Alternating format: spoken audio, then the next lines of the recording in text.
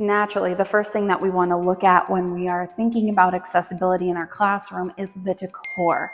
A lot of times, especially with our elementary school teachers, there's a lot of pressure to have a lot of stuff on the wall, and it looks so good and you spend so much money on it. But what ends up happening is it's so cluttered for our learners with visual impairments. Their brain is just trying to figure out what is on the wall, and they are not focusing on what you are saying. What do you want them to focus on? What's on the wall or what you're saying?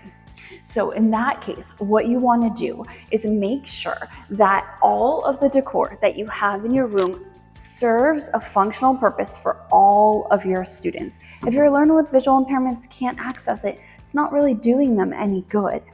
And if you have any patterns on the wall, make sure that you can change those out with a solid border. If you have things hanging from the ceiling, take them down. It's just causing extra clutter. The second thing is lighting. A lot of times in our classrooms, we have these big fluorescent lights, and they are so bright that they cause a lot of glare. I'll give you an example. Obviously not in a classroom, but this, you see how everything gets a little bit super bright over here? That is called glare. What ends up happening is it gets too bright in our learners' eyes. And we know this, and so a lot of times now teachers just turn off the lights.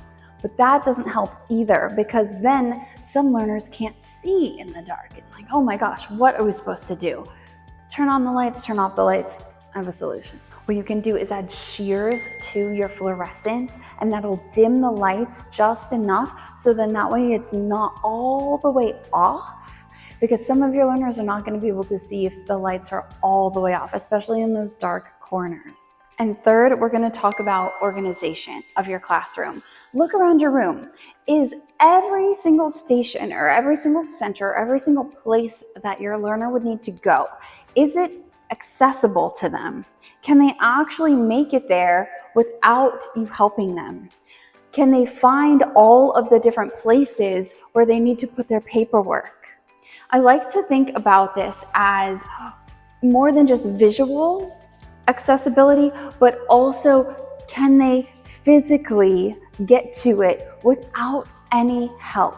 Try to put your papers in bins, try to keep everything not cluttered, all the paperwork together, everything that needs to go in one place goes in that place. And if you have centers, everything in that center, and keep it labeled, that's going to be a big help for your learners.